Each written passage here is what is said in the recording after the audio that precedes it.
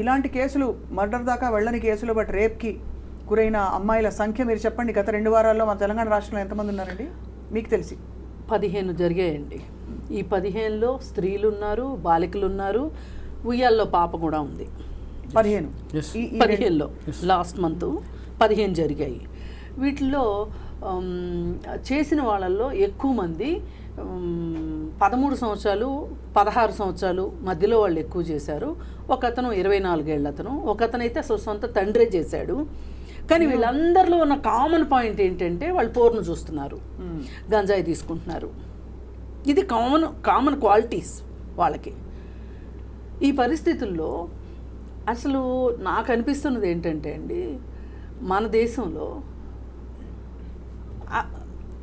వేరే దేశాలతో కంపేర్ చేసుకుంటే మనకు అసలు ఇక్కడ ఆడవాళ్ళని నేను గౌరవించమని పూజించమని